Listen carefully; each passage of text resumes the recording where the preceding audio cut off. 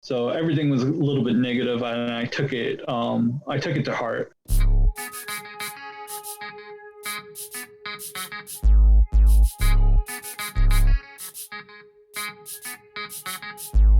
Welcome to the Tristen Law Show, where I introduce you to the personalities in and out of the pro wrestling ring.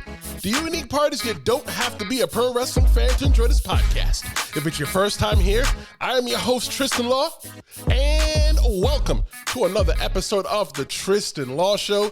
Thank you so much for listening wherever it is that you find a podcast in TristenLawShow.com. But hey, I have a face for television, and if you want to see that, go on over to TristenLawShow.com and you can watch episodes on YouTube. And when you get to YouTube, the most important thing for you to do is for you to subscribe. The second most important thing for you to do is tell somebody about the Tristen Law Show. Why is this your secret? Let somebody else know how awesome it is that you're joining me every Wednesday when the new episodes drop. This episode, I'm going to introduce you to one of my friends in the locker room, above average Joe Scott. Man, we're going to talk about how he sung for the WWE. The WWE knows that he can sing. He's going to talk about whether that was a good decision or not. He's going to talk about his humble beginnings in the pro wrestling business, and he's going to talk about so much more. I know you're done listening to me, so without further ado, let me introduce you to above average Joe Scott. My next guest is setting the standard here in pro wrestling. His actions do speak louder than his words. I'd like to welcome above average Joe Scott to the Tristen Law Show. Joe, what's going on? Welcome. Thank you, Tristen. It's a pleasure to be here, and thank you for the compliments. What's been going on with you, man? Not much. Just been working, getting back out there in the independent world. Pretty much have something coming up every weekend, which is good. Usually like once a weekend, and trying to keep it that way. If I could grab more, I'll grab more. Trying to do what I can. I know that your dad got you into pro wrestling when you were about 7 years old. You felt that pro wrestling was cool. So from the eyes of a 7-year-old, what hooked you to pro wrestling? We're both from like the 80s, so I'm a Hogan guy, Warrior guy, Macho Man, but definitely was like Hulk Hogan was the guy, and everybody who got into wrestling will say Hogan was the guy. Hogan definitely drew me in, and he was the guy, like larger than life, and he got the fans into him, and it was just, you could not take your eyes off of him. Hogan was larger than life as a kid. I do remember him being in those shows like Thunder in Paradise and stuff like that, and thinking that he was so cool. But, obviously, now that I'm an adult and I'm a wrestler, Hogan is not one of my favorites. Macho Man is one of my favorites. If I could ever make as much money as Hulk Hogan, I'm down for that. But Macho Man was definitely my favorite. But on the track of Hulk Hogan, I know that Hulk Hogan and Ultimate Warrior were some of your favorites growing up. But what was it about Mankind, or as we all know him, he's the WWE Hall of Famer, Mick Foley? What is it that stood out to you about him? I wasn't too I wasn't too well up on WCW, and I didn't know his past of Cactus Jack, so he was kind of new and different to me, and it was just a new character, a darker edge, and I was a teenager, so I was more welcome into like a darker edge and something different. It was just like what Raven was in ECW. Well, now I know about Raven. Like at that time, I didn't know about Raven, but he was something different. It was like, oh, this is cool. Somebody to really give Undertaker a challenge who could be on his level, and they put him right at that spot, and it just stood out to me, like with the mask and the words that he was using. He had a backstory, like he had a really complex story, and I was like, and that music and everything about that character, it was like, all right, this is my guy now. I don't know where he came from, but I like him. He wasn't like not anybody else. He was a little chunky. He was just unorthodox, and once he got in that ring, it was just mayhem, and I don't know, everything drew me to him. And then I went back and research about Cactus Jack. I loved that he transformed into Dude Love because he had a backstory about it, and it was just so cool. And like once I attached myself to him, I kind of grew with him, so it was kind of cool to see that. You decided that you wanted to be a pro wrestler at 11 years old. What happened at 11 years old that pushed you to want to get into the ring? I mean, I was young and dumb, but I didn't know the steps back then to do it. And might have, if I could go back in time, I would probably started earlier. Probably not at 11, maybe in my 20s or something like that. If I was still serious at that time, where my mindset was. But it's just it was my life. Like I just watched it when my parents brought me to the shows. I played with the Wrestle Buddies. I was playing the video games. I was playing with the action figures. It pretty much consumed most of my life when I wasn't at school. I grew up in the Bronx, New York City, just like you, Brooklyn, Queens. That was your stomping grounds. Yeah. How did you think the path was to become a pro wrestler? I back then I did not know how to go about doing it, and I didn't know anything about wrestling schools. There was no Google. There was no Facebook. I didn't really know a wrestler. I knew a couple like local events, but I was always shy. So I never like went up to a guy and be like, oh, hey, how do you do this? And there was actually a show across the street from where I used to live in the Rockaways. There was a St. Rose, and they had a couple of shows, and I never I hear guys now, oh, they went up to somebody, but that wasn't the way I did it. It's just like, it was just happenstance. It's like, I went to a couple pro wrestling Hall of Fames with my dad and my mom, and upstate New York.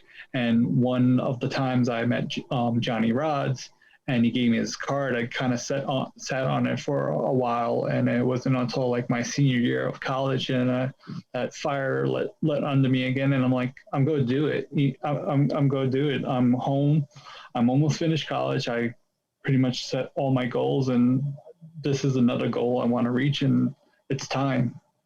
You said that you were shy growing up. How did you go from this shy kid boy to this above average wrestler in the ring? I really don't know. I think it was definitely helps from my friends and just stepping out of my box and stepping out of my comfort zone. It's it's always been weird, and I can't really pinpoint when it happened. It just happened. It was definitely high school. I kind of broke out of my shell a lot. Definitely college, and it was definitely like college when I started seeking theater, and you're kind of forced to be in that spotlight and be somebody different. So that was kind of cool, especially like with theater, you become a different character. I didn't have to be Joe Lopez. I could be XYZ, you know? You and I started pro wrestling school in the same year. You and I actually have a lot in common when it comes to our pro wrestling, school and training. So I started in 2007, and you started in 2007 as well too. Yeah. And you started training with Johnny Rods. How did you prepare for the pro wrestling school experience? I didn't. I mean, I had some experience. If you want to include backyard wrestling, I messed around with my friends on the sand and stuff like that, and but nothing serious. And that would, I hate to say it now, but it's a part of me. I spent quite a bit of years doing backyard wrestling. If I could go back and not do it, I probably would. I mean, I wouldn't not like exclude that experience because it helped me become a wrestler. I feel like I know everybody craps on it because backyard wrestling has a bad name, but if I didn't backyard wrestle, I wouldn't be in the ring, because a lot of people were like, Joe, you're too good for this, what you're doing in the sand right now. You need to be in the ring. And I didn't, like, again, with the confidence issues of like, I needed to hear that. It was like, I didn't really picture myself in a ring, and I was like, oh, if this person and that person's telling me I'm that good, and I think I'm okay, maybe I should give it a shot, Another thing how we have in common, you were trained by Johnny Rods. I was trained by two men that got trained by Johnny Rods, Bubba and Devon. Nice. For me, it was an educational experience, and it was extremely tough. And I still have some of that toughness that Bubba, Devon, and Coach Dan put inside of me. But in your words, in your opinion, what was it like training with Johnny Rods? Like you said, tough, very educational. I would sit there sometimes an hour or two. Once he starts talking, you can't. He's not going to stop, and you're just sitting there and being a sponge and trying to absorb as much as he's trying to say. I was also there around the time when he wasn't. He was in his 60s, so he wasn't in the ring a lot. So I got a lot of like hand-me-down stuff, but it was all the what Billy Walker says it best is the gospel according to Johnny Rods. So they would teach the words and the moves that Johnny taught them because they were in the ring with Johnny. So it would be hand-me-down stuff, but it would be the way Johnny Rods taught it originally. So I got in there a unique time as well with the athletic commission started to step in at New York, and you're probably aware of that too because since being in the Bronx, you sort of transitioned when you joined in the 2007. They were a little bit more stricter with their laws. Now you can't run a show and be like, oh, I'm doing a show like you do in Jersey. You have to have a doctor. You have to have the ambulance now. You have to have a firefighter guy or whatever the case may be. So it got a little bit stricter, and I didn't mind. I joined in February, so it didn't push my first match till like May. So I was like, okay, cool. I got more time to prepare and be ready. But yeah, like it was an awesome time. And one of the cool things I still remember was Mike Gallagher. I don't know if you're familiar with that name or not. He just came from the Harley race camp, and I was just going there on Saturdays because during the week I was doing college and doing my internship. So only day I could do was like Saturdays. And he would go there. He was hyped up from his Harley race camp. We would do the squats. We do the drills at the step ups, the mountain climbers and all that fun stuff. Maybe run the Brooklyn Bridge since it was right there. So definitely tough training. And if you wanted to be there, that's how the test was, If you can go back right now and give yourself some advice right before you went into your first day of pro wrestling school, what would it be? I kind of prepped myself like to forget all that backyard stuff and kind of start with a fresh slate and stuff like that. But I would say trust yourself more. Just listen to what they say. I would probably write more things down. I started writing a lot more things down. I don't as much as anymore. Probably should start doing that again, but just absorb and maybe go more often, be more committed, because there was a couple times you had your doubts about wrestling, especially like more years went on. I was like, you kind of phase out of it a little bit, but you still have your feet in the water, so I would say don't have doubts. In another interview, you said that Johnny Rods, that he put a lot of stock into you. What's that mean? Like he trusted in me a lot, and then I think when I dabbled in some other places, he was kind of hurt about it because he viewed me as his guy, and like I've talked to him since like I left, and he's like, "Oh, Joe, you're a good guy. You're awesome. How's everything been, Pa?" So I'll see him from time to time. I just feel, still a part of me just feels like a Johnny Rods guy. Is like I never left, and it's always cool to know that that you could go somewhere and be like, hey, I'm a Johnny Rods guy. And that still has meaning. And if they go to Johnny Rods, hey, Joe Scott, he knows me better as Toby. He'd be like, oh, yeah, I know him. He's a good guy. So once you got that stamp of approval, you're golden. You got a tryout with the WWE in their FCW company, which is now NXT. Tell me about how you got that experience, and tell me about the experience itself and the outcome. It was a really cool experience. I would probably do that a little bit different. Like Rods was saying to me, like I went down there, I spent my, I forgot how I went about doing it or how I found that information out, but I found the information out. I spent $1,500 on the spot itself. I sent my information and they picked me, and I went down there with my Scottish character because that's who I was at the time. Because I was like, oh, I sent them the picture of the Scottish character. I'm sure they want to see the Scottish character. And they already had a Scottish character in Piper, so we can't beat Piper. But anyway, my dumb went there with the Scottish character, and it was a really cool big cast. Big Cass was down there because he was also a Johnny Rods guy at the time. That was the first time he was getting looked at down there too. Kind of in like the beginner group, when I could have probably been in the more advanced group. If I could have changed anything from that experience, maybe I would have put myself in the more advanced group. So what was the feedback that you received at the end of the opportunity?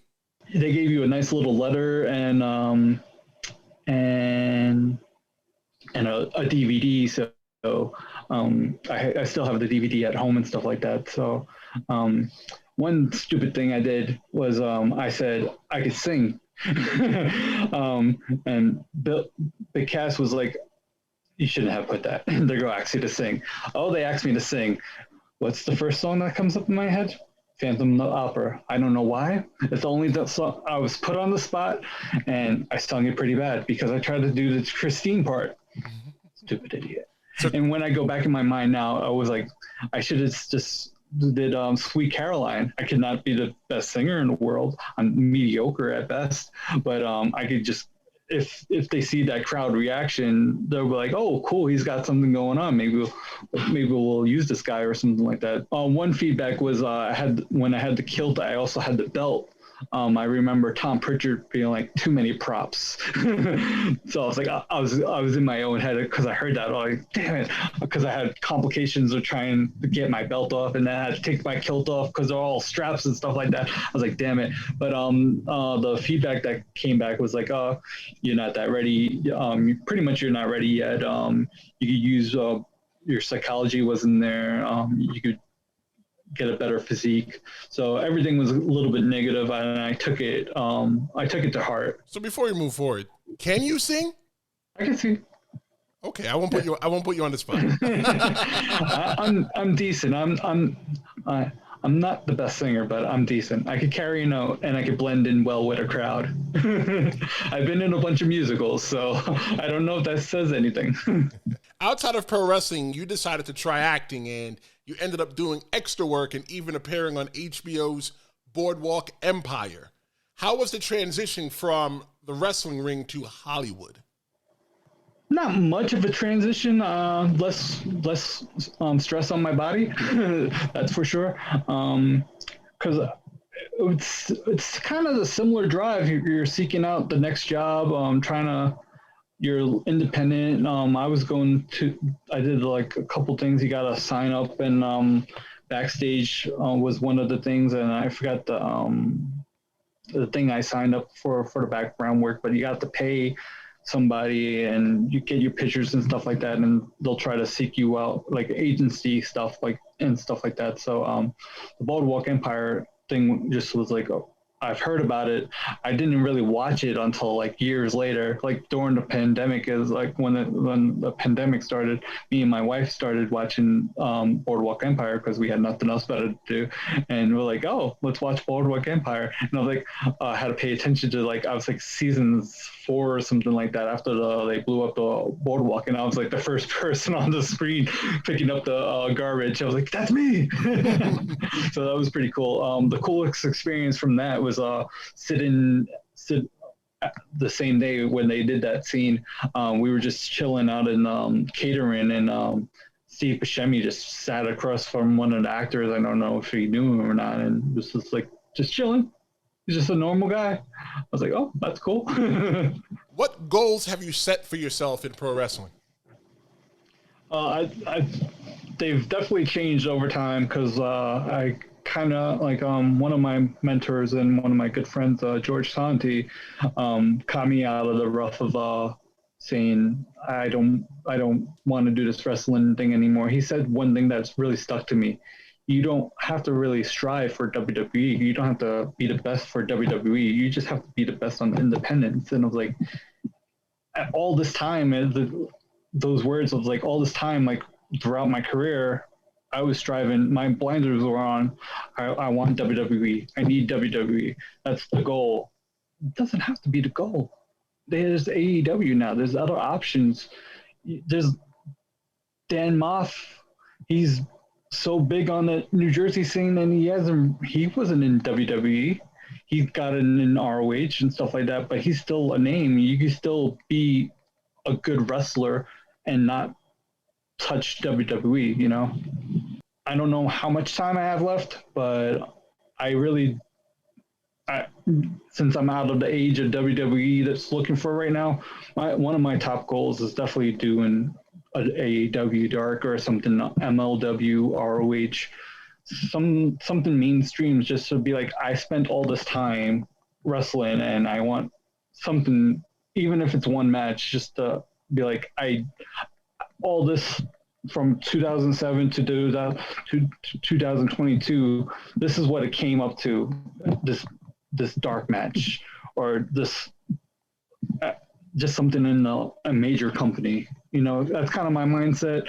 It might be narrow-sighted, but I feel like it's something I need before I hang up the boots. If I can take this moment, also, I feel like you probably see it too. I want to give everybody a compliment. Like, I don't know what happened between like 2020 and 2021-ish, or when I kind of like, I just want to say, like, the locker room's like so much better than what it was like from when we started. Like, it's not as cutthroat. We're still competitive and we still want the best out of ourselves, but we're not afraid to put a Tristen Law over. Like, hey, he's my friend. He's a good guy. He's doing a great podcast.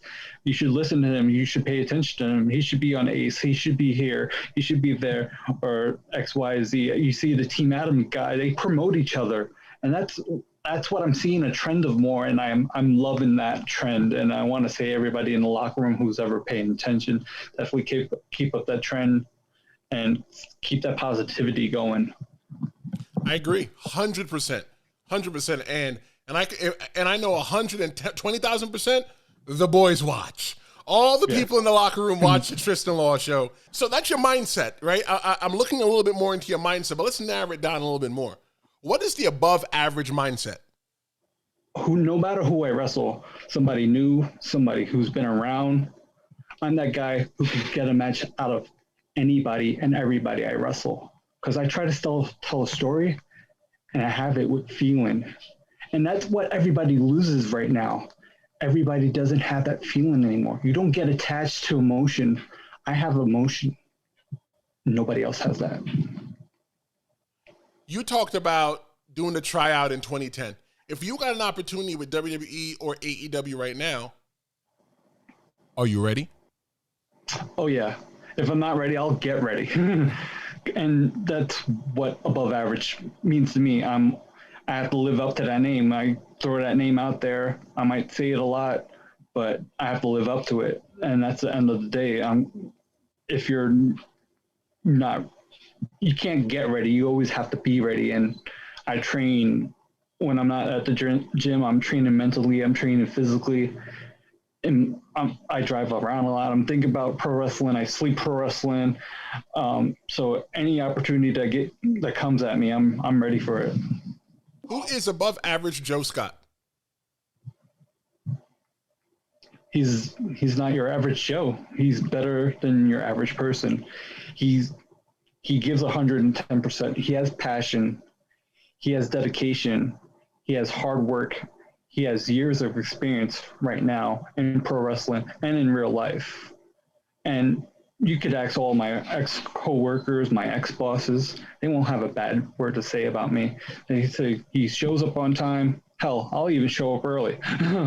I'm on time. I may not be the last one to leave all the time, but I'm usually there till the end. You see me, I help out from the get-go. I help out from the break down the ring. I give it my all. If I'm there, I am there 110%. What's next for above average Joe Scott? Well, we got Prime Time coming back this Sunday at Bushkill PA in Easton. And we got Spartan Championship Wrestling starting their season again, which I'm looking forward to. I got a couple big things I feel like it's going to happen soon over there. So they're going to be running monthly again from January. So I don't know if they're going to do another off season this year. Again, I'm looking forward to see what Gino does with me in ECPW. I feel like I got a lot out of that, the feud between me and Connor. We had really good matches. We had the Falls Count Anywhere. That was kind of impromptu. That was one of the things. Was like, hey, Joe, you're gonna be in this Falls Count Anywhere match. I'm like, oh, okay, cool. Let's just.